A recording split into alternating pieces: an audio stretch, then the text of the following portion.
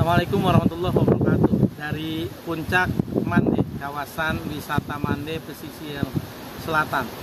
Saya di kesempatan pertemuan Minggu 9 mata kuliah politik hukum ingin membuat review terhadap pembelajaran politik hukum yang sudah kita sampaikan dan baru saja selesai ujian tengah semester.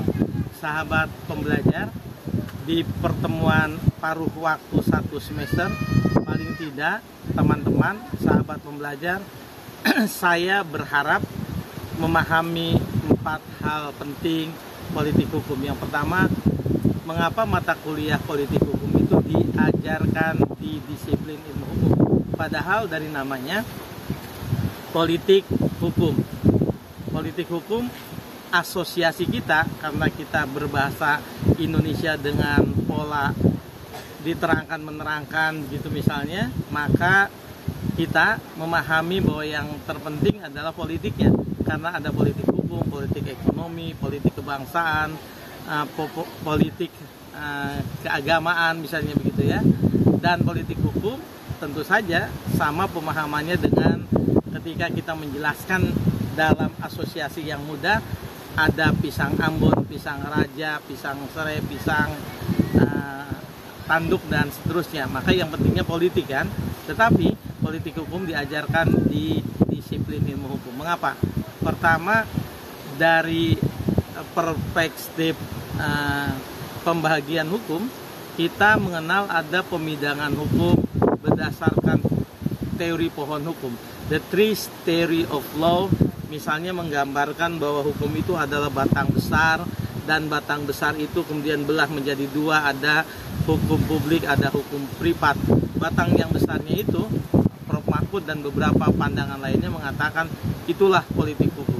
Tapi ada juga yang menyebutkan pandangan bahwa politik hukum itu bersama-sama dengan filsafat hukum, sejarah hukum, antropologi hukum, termasuk kemudian teori hukum, dan politik hukum itu berada bersama-sama dengan sejarah hukum menjadi akar yang menunjang pohon hukum itu.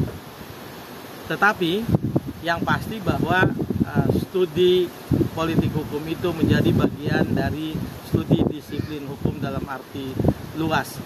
Sahabat, ada juga perspektif yang menyebutkan bahwa ketika kita belajar tentang ilmu hukum, maka disiplin hukum itu ada ilmu dogmatik hukum dan ilmu hukum dalam kenyataan. Maka politik hukum itu masuk kategori ilmu hukum dalam kenyataan. Apapun politik hukum itu dari berbagai perspektif jelas diajarkan di mata kuliah sebagai bagian dari program ilmu hukum, karena politik hukum menurut pandangan Eutre misalnya ikhtiar untuk mencari-cari, memilih dan menemukan nilai-nilai apa yang akan dibentuk menjadi peraturan perundang-undangan atau menjadi hukum gitu ya.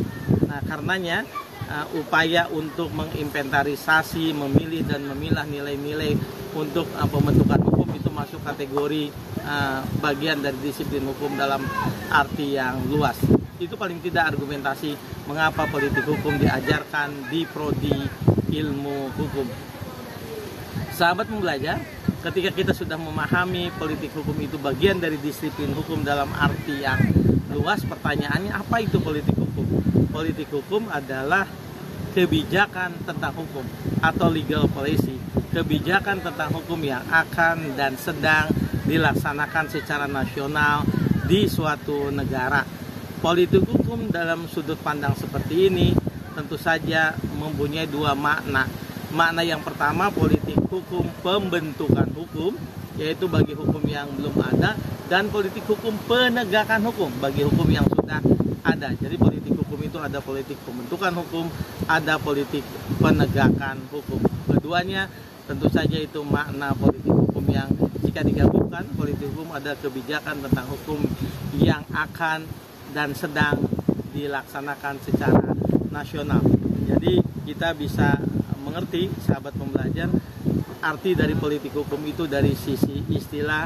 Politik hukum adalah kebijakan tentang hukum, dari pengertian kebijakan tentang hukum yang akan dan telah dilaksanakan secara nasional oleh suatu negara. Maknanya ada dua, yaitu politik hukum pembentukan hukum dan politik hukum penegakan hukum. Bagian yang keempat tentang sifat. Sifat politik hukum itu ada dua juga, paling tidak menurut pandangan Profesor Dr. Bagir Manan SHMCL. Kata beliau, ada politik hukum yang bersifat permanen dan ada politik hukum yang bersifat temporer. Politik hukum yang bersifat permanen artinya bahwa politik hukum itu dianut oleh suatu negara. Indonesia misalnya menganut politik hukum yang permanen adalah politik hukum yang berdasarkan pada akar filsafat bangsanya.